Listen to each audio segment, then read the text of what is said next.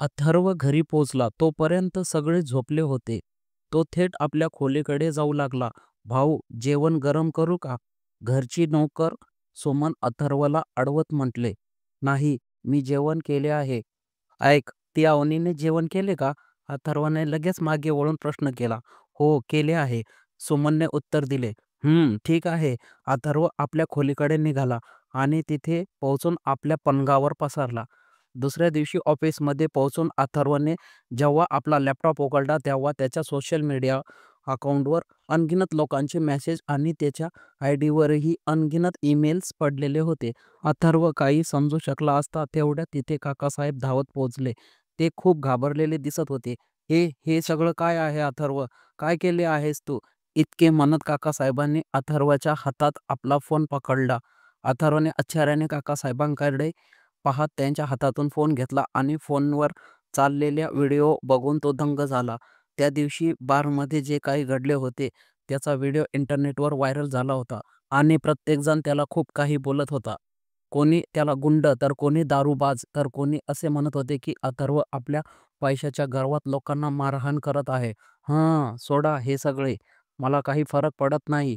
मला माहिती आहे की मी काही चुकीचे केले नाही. बास, अथर्वने फोन परत टेबलवर ठेवत म्हटले. तथापि त्याला आता समजले होते की त्याला इतक्या लोकांचे मेसेजेस का येत होते. तिथे झाले काय होते? तो त्या बार मॅनेजरला थप्पड का मारले? काकासाहेबाने अस्वस्थ होत प्रश्न केला. एक तर कंपनीची परिस्थिती तशी ठीक नाहीये आणि यावेळी तुझी प्रतिमा, इमेज खराब होणे खूप मोठी अडचण निर्माण करू शकते. अथर्व, चापट मारली नसतीस तर काय केले असते? इतरांसारखा बनून त्याच्या कृती पाहत राहिलो असतो. अथर्वने एका ओळीत उत्तर दिले. हे सगळे सोडा, तुम्ही हे सांगा, लग्नासाठी मुलगी मिळाली का? अथर्वने लगेच प्रश्न केला. काकासाहेबांनी हलका श्वास सोडत उत्तर दिले. 2 मुली आज तुला भेटायला तयार होत्या, पण हा व्हिडिओ व्हायरल झाल्यामुळे त्या दोघींनी यायला नकार दिला. मग आता? अथर्वने आपल्या भुवया ताठ करत प्रश्न केला. आता आपल्याकडे फक्त मोनिकाचा पर्याय आहे. ती तयार आहे, काकासाहेबांनी थोडे लाजत म्हटले. मोनिका? अथर्वने आपल्या भुवया वळवत म्हटले. तिला कसे कळले की मला आता लग्न करायचे आहे? माहिती नाही, पण आता आपल्यासाठी हे जाणून घेणे महत्त्वाचे नाही, काकासाहेबांनी अथर्वला समजावत म्हटले. आत्ता तू फक्त तिला भेटून ही सगळी समस्या संपव. मी तिला सांगितले आहे की तू तिला भेटायला तयार आहेस. काकासाहेबांनी आपले डोके खाली करत उत्तर दिले. पण काकासाहेब, मी मला नाही भेटायचे तिला. अरे बाळा, भेटून घे ना. मोनिकाला तू आधीपासून ओळखतोस अथर्व. आता आपल्याकडे दुसरा मार्गही नाही आणि ती लग्नासाठी तयार आहे, काकासाहेबांनी अथर्वला समजावत म्हटले. तिला आधीपासून ओळखतो म्हणूनच नाही भेटायचे, अथर्वने आपल्या भुवया वळवत उत्तर दिले. ठीक आहे, पण चांगले होईल की तुम्ही तिला आधीच समजावून सांगा. माझ्याशी काही बकवास नको. बस, मी तिला आधीच सांगितले आहे. बस, तू आपल्या रागावर नियंत्रण ठेव. आता आपल्याला गरज आहे तिची, हे समजून घे, काकासाहेबांनी अथर्वला समजावत म्हटले. मला कोणतीही गरज नाहीये. मोनिका सारख्या मुलींची तर बिलकुल गरज नाहीये. मी फक्त तुमच्या सांगण्यावरून तिला भेटायला जात आहे. मी लग्न माझ्या अडचणी कमी करण्यासाठी करू इच्छितो, वाढवण्यासाठी नाही. मोनिका स्वतःमध्येच एक खूप मोठी मुसीबत आहे. अथर्वने काकासाहेबाकडे बघत उत्तर दिले. ठीक आहे, मी ओल्ड स्कूल कॅफेमध्ये तुमच्या दोघांसाठी संध्याकाळी 6 वाजता टेबल आरक्षित बुक केले आहे, काकासाहेबांनी अथर्वकडे पाहत म्हटले. ओके, अथर्वने आपले डोके हलवत म्हटले. यानंतर काकासाहेब तिथून बाहेर पडले. खरं तर मोनिका अथर्वची माझी प्रियसी एक्स गर्लफ्रेंड होती. 3 महिन्याच्या रिलेशनशिपमध्ये अथर्वला इतके समजले होते की मोनिका अथर्वला आपल्या इशाऱ्यावर नाचू इच्छित होती. अशा परिस्थितीत त्याने स्वतःला मोनिकापासून वेगळे केले. संध्याकाळी बरोबर 6 वाजता अथर्व ओल्ड स्कूल कॉफीमध्ये पोहोचला. तिथे मोनिका आधीपासून उपस्थित होती. शेवटी तुला माझी गरज पडली ना, मोनिकाने हसत अथर्वला म्हटले. एका क्षणासाठी अथर्वनं तिच्या बोलण्याकडे दुर्लक्ष केले आणि तिच्या समोरच्या खुर्चीवर बसला. मी म्हटले होते ना, माझ्याशिवाय तू कधीच आनंदी राहू शकत नाहीस. काय काय अर्थ आहे तुझा? अथर्वने आपल्या भुवया ताठ करत प्रश्न केला. हाच की, आता तुझ्या बुडणाऱ्या कंपनीला माझ्याशिवाय कुणी वाचू शकत नाही. चांगले झाले तुला माझी चूक कळाली. हो, इतका मोठा गैरसमज. शब्बास, अथर्वने मोनिकाकडे रागाने पाहत उपहासात्मक स्वरात म्हटले. तसेच तू एक गोष्ट विसरत आहेस की इथे तू मला बोलावले आहेस. तू कधीच बदलू शकत नाहीस. चूक माझीच आहे, जे मी तुला भेटायला आलो." अथर्वने आपले दात ओठ खात मोनिकाला उत्तर दिले आणि मग तो तिथून जाऊ लागला. "अथर्व थांब, थांब, ऐक तरी." मोनिकाने अथर्वला थांबवण्याचा प्रयत्न केला. तेव्हा अथर्वने तिच्याकडे वळून आपले दात ओठ खात म्हटले, "एक गोष्ट अजून, हा भ्रम आपल्या डोक्यातून काढून टाक की अथर्व सिंग साळवी कधी तुझ्यासारख्या मुलीसमोर झुकणार." अथर्वने रागाने उत्तेजित होऊन आपली गाडी सुरू केली आणि तो अगदी थोडाच पुढे गेला होता की त्याच्या फोन व्हायब्रेट होऊ लागला. अथर्वने खिशातून फोन बाहेर काढला. तेव्हा अचानक एक झुमका खाली गाडीत पडला. झुमका बघून अथर्वने गाडी रस्त्याच्या कडेला लावली आणि मग त्याने फोनवर पाहिले तर त्याला कळले की मोनिका त्याला सतत कॉल करत होती. अथर्वने रागाने कॉल कट करून फोन बाजूला सीटवर फेकून दिला आणि मग झुमका आपल्या हातात घेऊन पाहू लागला.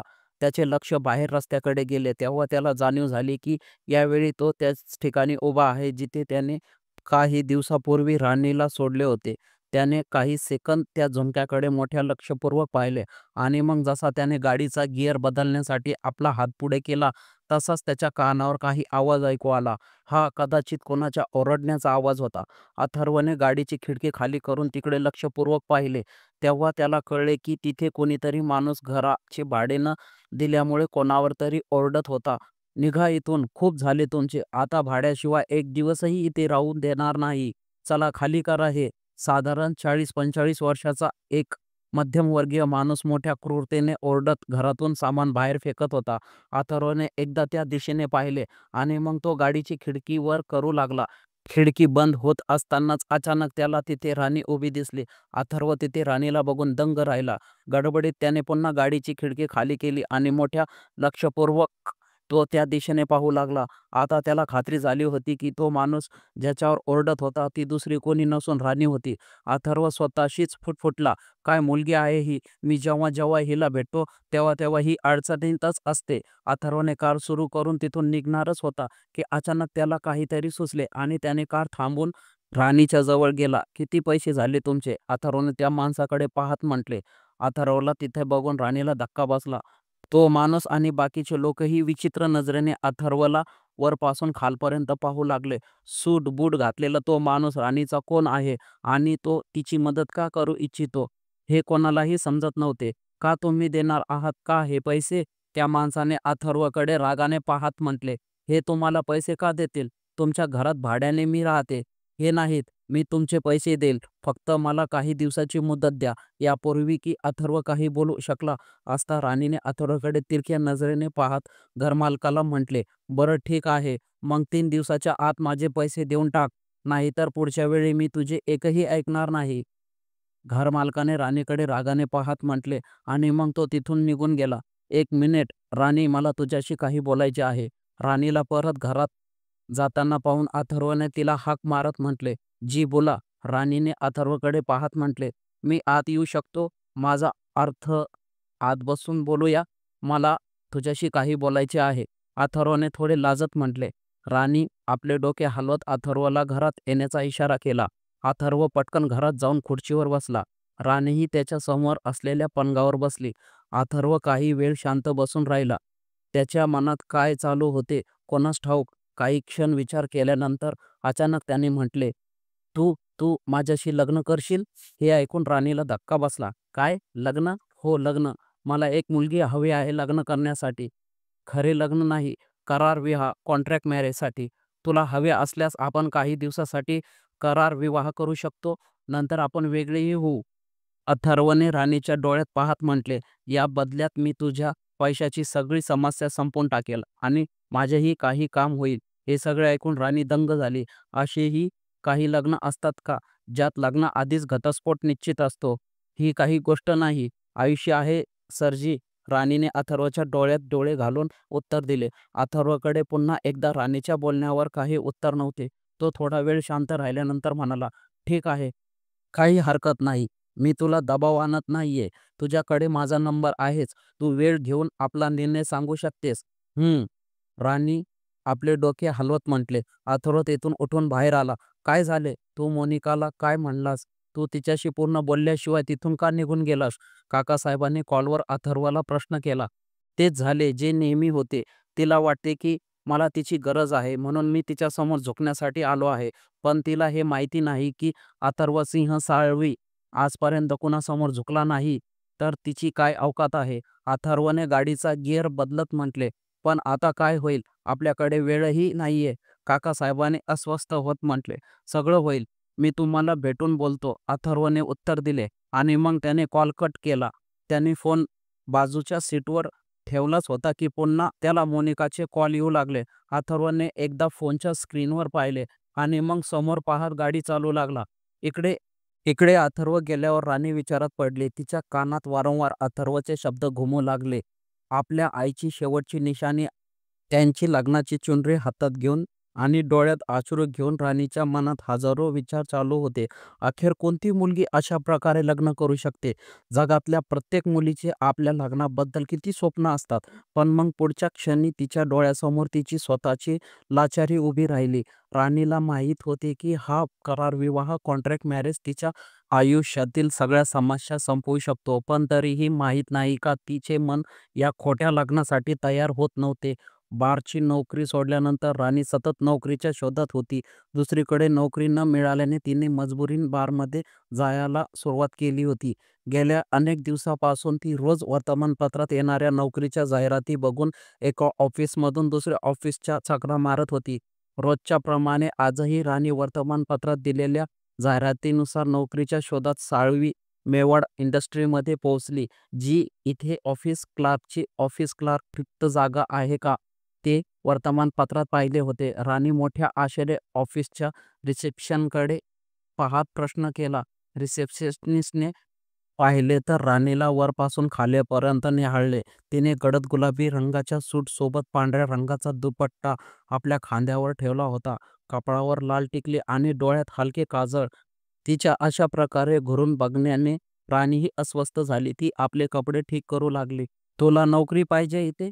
रिसेप्शनिस्टने उपहासात्मक स्वरात म्हटले. जी राणीला तिचा उपहास समजला नाही आणि ती आनंदाने डोके हलवू लागली. हा हा हा हा. अचानक तिथे कोणाच्या तरी मोठ्या हसण्याचा आवाज घुमला. राणीने मागे वळून पाहिले तेव्हा तिथे सोफ्यावर एक अत्यंत मॉडर्न मुलगी तिला बघून जोराने हसत होती. खरं तर राणीवर हसणारी मुलगी दुसरी कोणी नसून मोनिका होती. अथर्व तिचा फोन उचलत नव्हता म्हणून ती त्याला भेटायला तिथे पोहोचली होती आणि रिसेप्शन एरियात बसून त्याची वाट बघत होती. चेहरा पाहिला आहे आपला. गवार कुठली? सुरक्षा रक्षक, सिक्युरिटी, बाहेर काढा हिला. माहीत नाही कुठून कुठून लोक येतात. रिसेप्शनिस्टने रागाने ओरडत म्हटले. सुरक्षा रक्षकाने राणीला बाहेर काढण्यासाठी आपला हात पुढे केलाच होता की अचानक तिथे कोणाचा तरी आवाज घुमला. थांबा! हा आवाज त्या सर्वांसाठी ओळखीचा होता. आवाज ऐकताच रिसेप्शनिस्ट आणि गार्ड भीतीने गडबडले. काही क्षणातच अथर्व तिथे पोहोचून राणीसमोर उभा राहिला. राणी अथर्वला बघून दंग झाली. तिला किंचितही कल्पना नव्हती की आज ती नोकरीच्या शोधात अथर्वच्या ऑफिसमध्ये पोहोचेल. अथर्वला बघताच सुरक्षा रक्षक राणीपासून 2 फूट अंतरावर जाऊन उभा राहिला. अथर्वने रागाने भरलेल्या लाल डोळ्यांनी रिसेप्शनिस्टकडे पाहिले आणि त्याच वेळी त्याची नजर तिथे बसलेल्या मोनिकावरही पडली. मोनिकाला बघून अथर्वच्या मनात काय आले कोणास ठाऊक. त्याने पुढे सरकावून राणीचा हात पकडला आणि मग तिला घेऊन आपल्या ऑफिसच्या दिशेने जाऊ लागला. हे दृश्य पाहून तिथे सगळ्यांच्या सगळे दंग राहिले. अथर्व मोनिकाच्या डोळ्यासमोरून राणीचा हात धरून गेला होता. हे बघून तिचा संताप अनावर झाला. भाग 3 लवकरच येत आहे. लाईक करा, शेअर करा आणि सबस्क्राईब करा नवीन रोमॅन्टिक सीनसाठी.